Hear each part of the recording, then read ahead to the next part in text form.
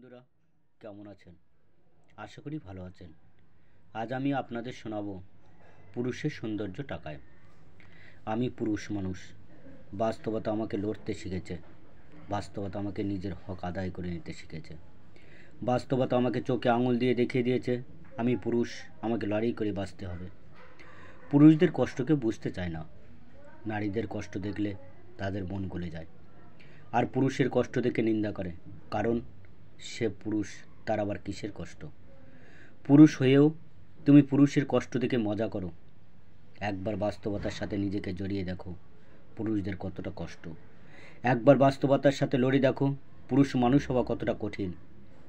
পুরুষদের পৃথিবীটা সুন্দর হয় টাকা দিয়ে।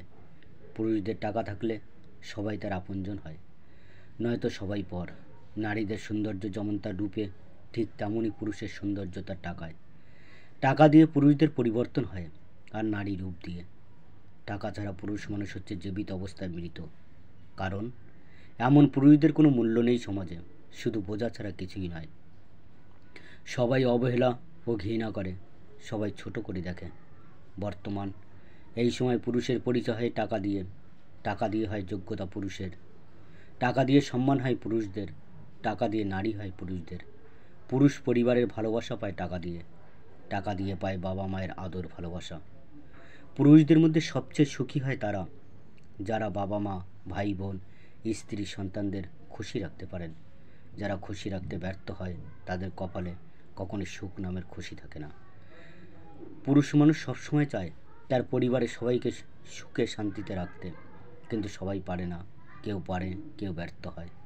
আমি পুরুষ, আমি জানি পৃথিবীর বুকে আমি কতটা অসহায় হয়ে পড়ি যখন সবাইকে সুখী করেও আমার কপালে জোটে ঘৃণা ও অবহেলা।